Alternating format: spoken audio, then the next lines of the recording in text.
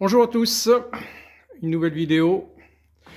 Je voudrais faire un petit point sur les dernières vidéos que j'ai mises concernant la fameuse fuite d'huile importante sur le Touareg V10 BLE.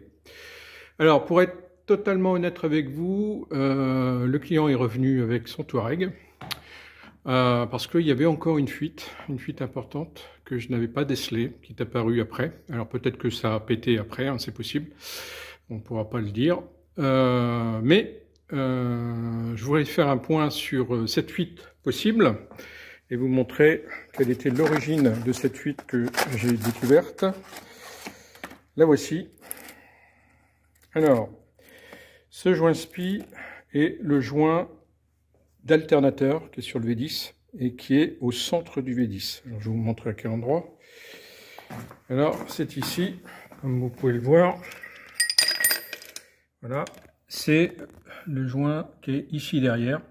Alors ça, c'est le trident qui emmène l'alternateur. Il y a deux montages différents de trident, hein. Il y a une roue dentée et puis il y a un trident comme celui-ci. Ça, c'était la solution utilisée sur la YH. Par la suite, ça a évolué et ils ont mis un genre de pignon avec un caoutchouc intermédiaire, un genre de piflector qui emmène l'alternateur. Alors voilà ce qui se passait sur ce moteur. Il a fonctionné très bien. Moi, j'ai pas réussi à faire de fuite quand je l'ai utilisé. Et en fait, au bout d'un moment, le joint ici s'est désolidarisé de sa base. Et puis, quand on regardait ici à l'axe derrière avec de la lumière, on voyait un filet d'huile qui descendait. Le filet d'huile, en fait, il descendait ici. Il venait remplir le puits de l'alternateur. Donc on voyait de l'huile ici, de l'huile là. Là, on ne le voyait pas parce qu'en fait, on a l'alternateur qui est au-dessus. Par débordement ici et là, on finissait par avoir de l'huile qui revenait ici et puis qui coulait devant, de chaque côté du V. Donc évidemment, on ne peut pas laisser ça en place.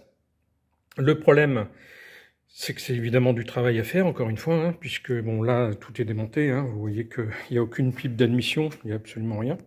Mais imaginez quelque chose qui est en place avec donc les deux pipes d'admission de chaque côté, la rampe d'injecteur de chaque côté qu'il faut démonter. Donc on fait démontage de chaque côté des pipes et des rampes d'admission de carburant. Ici, on a le filtre à huile et le remplissage qui gêne aussi. Donc je vais vous montrer après sur le moteur monté. Et donc il faut dégager tout ça pour pouvoir sortir l'alternateur, simplement. Une fois qu'on a sorti l'alternateur, il faut démonter la vis qui est ici au centre, qui est très très bien serrée. Donc il faut immobiliser le pignon d'une manière sûre. Alors sur la version avec pignon, on a un écrou de 27 qu'on immobilise. Et au centre, on a une vis qu'on dévisse à la clé à choc. Une fois qu'on a fait ça, on peut sortir le trident, on peut sortir le joint SPI. Mais c'est un joint SPI qui n'est pas très facile à mettre. Parce qu'en fait, il est en deux parties, si vous regardez bien. On retourne ici. On a cette partie ici qui passe au centre du puits.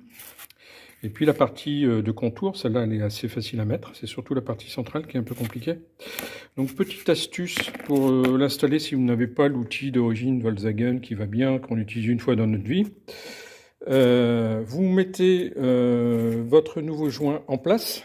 Avec, alors ça c'est pas valable avec le trident parce que encore que je l'ai jamais essayé avec cette version là, mais ça pourrait peut-être marcher aussi. Vous mettez votre nouveau joint en place, contre, à plat. Vous prenez la partie centrale de celui-ci et vous la mettez devant. Et vous remettez votre pignon en place.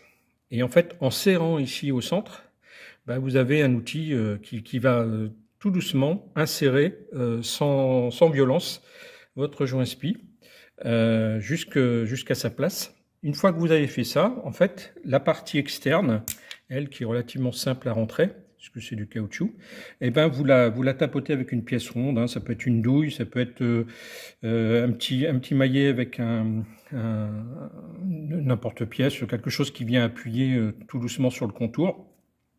Vous veillez à bien l'ancrer jusqu'au fond du puits. Et une fois que vous avez fait ça, vous n'avez plus qu'à remonter votre pignon, le cirer au couple, immobiliser aussi. Et puis après, bah, c'est un long remontage de l'ensemble des pièces que vous voyez, hein, enfin, que vous imaginez. Les deux admissions, les deux rampes. Donc les rampes de carburant, il faut faire très attention parce que vous avez l'aller et le retour.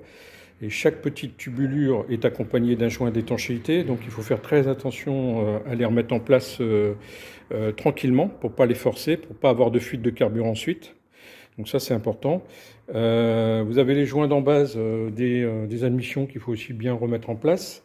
Vous avez un certain nombre de fixations qui sont plus ou moins aisées à remettre en place en fonction de l'encombrement des pièces que vous allez avoir en face. Donc ce que je conseille moi c'est de remettre l'alternateur en place, de remettre la partie remplissage qui est en plastique, qui est ici devant le corps, pour garder la main en fait sur toute la partie visserie des puits. Donc ici vous voyez par exemple les petites pièces dont je vous parlais qui sont simplement engagées avec un joint d'étanchéité dans les puits d'aller et retour carburant. Alors quelquefois elles viennent complètement avec, quelquefois elles restent en place, hein, c'est complètement aléatoire, ça dépend du joint et de sa tenue. Ici quasiment tous sont en place. Sauf peut-être celui-ci.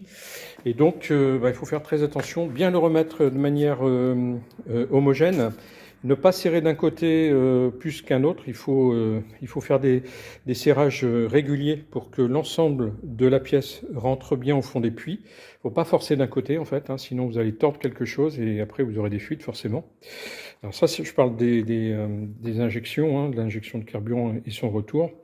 Après, le reste, c'est que du remontage. Et une fois qu'on a fait ça, en fait, on n'a plus de fuite, tout simplement.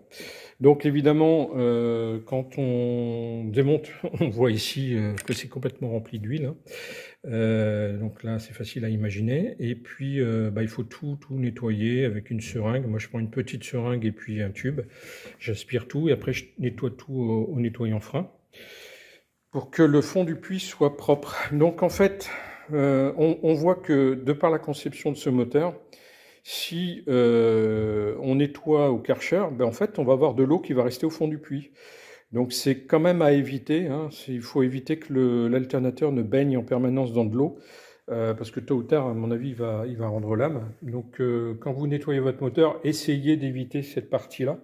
Au Karcher, vous pouvez faire tout le reste sans risque, mais le centre du V10, il vaut mieux l'éviter quand même. Alors, sur cette partie-ci, elle va toujours s'évacuer en fait devant.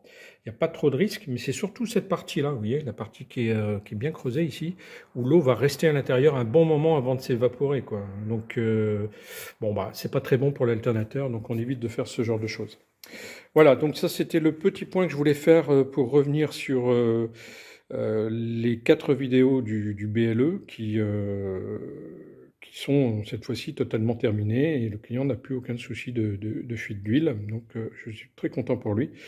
Bon, ce petit travail de dépose et repose de l'alternateur, c'est quand même 8 heures. Hein. C'est une bonne journée de travail hein, entre le démontage et le remontage, plus la mise en place du joint SPI. Donc c'est quand même pas mal de boulot à faire, il faut le savoir, mais avec un peu de patience et un peu de méthode, on arrive à le faire assez facilement. Il ne faut pas aller trop vite, il faut faire les choses soigneusement. Ça ne vaut pas la peine de remettre un joint et d'avoir de nouvelles fuites. Enfin, une fuite de carburant ou une fuite d'huile d'ailleurs, ou d'admission, si c'est mal remonté. Donc voilà. Donc, c'était le petit point que je souhaitais faire sur les dernières vidéos que j'avais mises en place. Donc, à bientôt pour les prochaines.